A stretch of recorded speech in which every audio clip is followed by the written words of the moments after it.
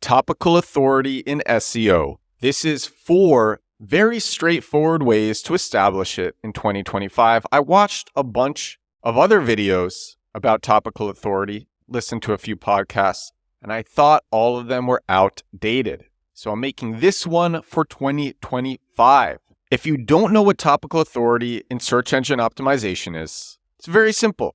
It's how much authority you have on a topic. It's how trusted you are on that topic. The more trust you have, the better your website and its pages rank within Google and Bing. The more you're recommended on ChatGPT and Gemini and Grok and all the AI chatbots. So, for example, if you're a financial services business and you're putting up pages about the financial services that you offer, the more topical authority for finance and financial services that you have, the higher your pages will rank on Google, the more warm leads you will get, and the more money you will make. So you want topical authority. A mentor told me this long ago, and I still remember it. He said topical authority is primarily something that you shape. And you'll understand that as I recommend these 4 very straightforward methods to getting it and shaping it. And number 4, by the way, number 4 is a hack that will blow your mind.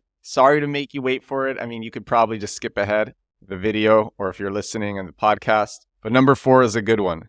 But the first one, it's blogging about your topic, writing about your topic, writing about your niche, about your company, about what you offer, about what you're seeing, about what you're learning, about what you're doing. Not writing for SEO necessarily, not writing pages that are designed to target keywords, top of funnel keywords, not necessarily doing that. Just having an active blog about your company and your niche. By active, you could be putting up 1 article a month, and that will be good enough. Actually, the hack in number 4 is a way for you to not even write these articles yourself. But why do you want to actually put up blog posts to establish topical authority? Well, what you do on your website, it's really important. Like my mentor said, topical authority is something that you shape.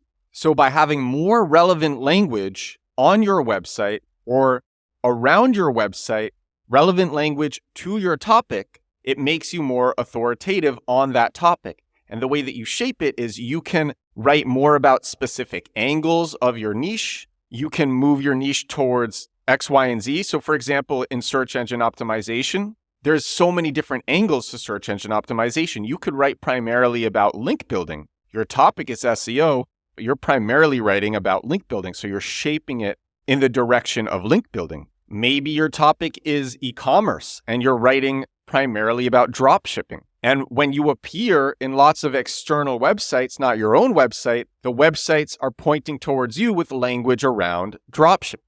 So you shape it by what you write about on your website, what you have on your website, and by how you have other websites describe your own website.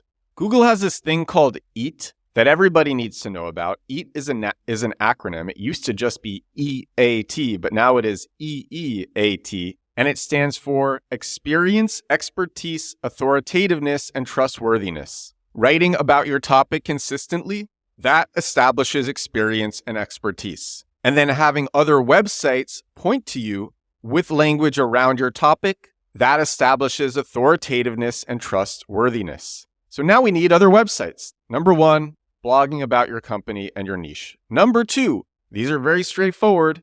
It's using directories in your niche. Every niche has directories. And there are also overarching directories for niches. There's the Chamber of Commerce. And so many different companies in so many different niches can be listed there. I submitted my growth hacking newsletter to a bunch of newsletter directories, and this allowed me to rank number 1 for growth hacking newsletter. But if I had a newsletter about pedicures or about dog food or about organic vegan stews, whatever it is, I could also submit my newsletter to those newsletter directories because their directories are overarching directories for everything. And then there are niche directories as well for every niche. And so you use topical language when you list yourself, when you list your company in these directories. And you don't use the same language for every directory. Like my mentor said, topical authority is something that you shape. So you might want to hit your niche from all the relevant angles in it. when I listed my growth hacking newsletter in all of these newsletters, I didn't just say growth hacking newsletter. I recognized that at a certain point, I might want to try to rank for digital marketing newsletter. I haven't tried that yet, but I might want to do that in the future. So for some directories, I said growth hacking newsletter. For other directories, I said digital marketing newsletter.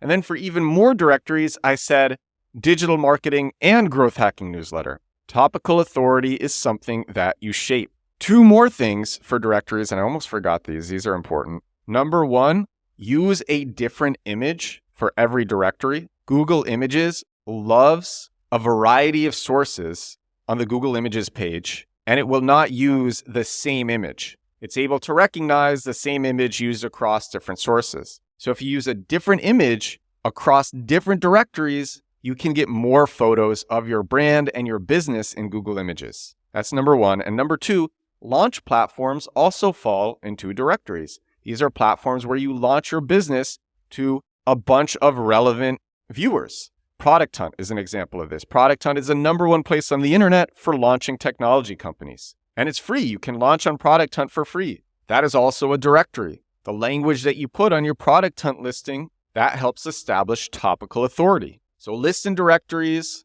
use different images, use relevant language, and launch on launch platforms. Number 3, very simple. Align your landing page to your niche, to the topic that you want to have authority on. Lots of people, they don't spend a lot of time doing this. In fact, my landing page on edwardsturm.com, I'm in the process of updating it with more relevant language around my topic.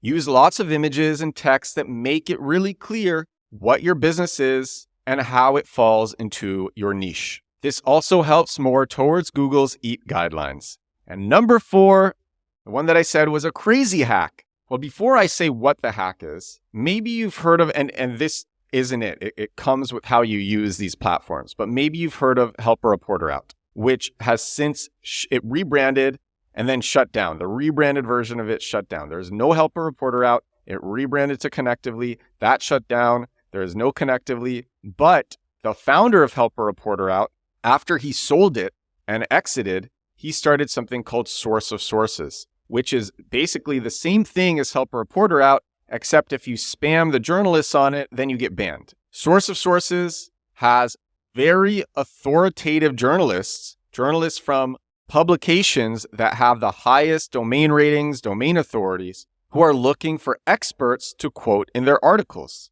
And if you are an expert in your niche, you submit a quote, you get listed, you get a backlink, you have your website linked to, just like you do with directories where you have your website linked to, and that establishes trust and authority within your topic. There are lots of alternatives to Source of Sources. You can use Quoted, Quoted.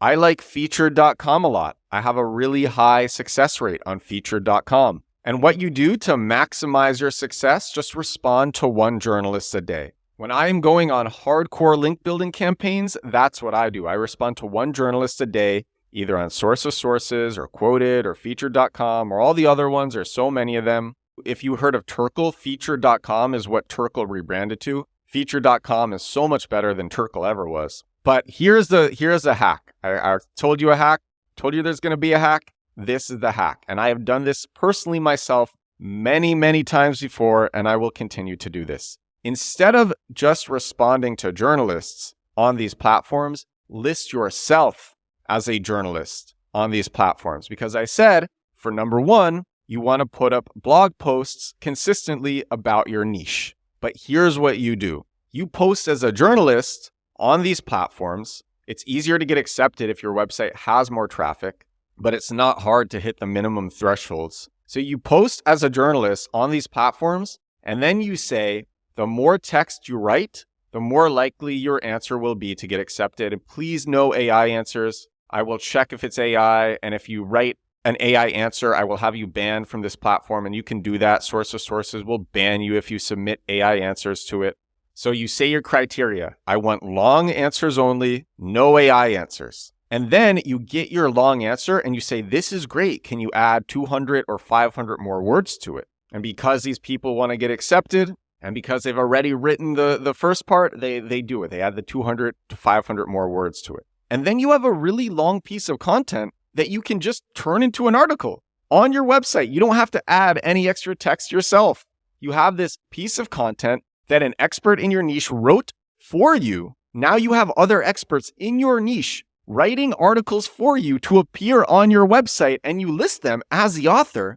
And then what they do, because they're happy to be quoted in places or to have their articles published in places, you even make like a nice heading post to go along with it. Just put the expert's face in the bottom right corner of the heading image. And the experts, a lot of the time, these experts will be happy to be covered. They will share their articles on LinkedIn, on social media. And so then they're sharing your website that they wrote the article for. They wrote an article for your website, and they're bringing your website and your brand awareness and authority. And it's topical. It's in your niche. So you have people satisfying number one for you, put up blog posts in your niche. Then you have these people sharing these blog posts for you because they wrote them and they're experts and they're sharing them through their network.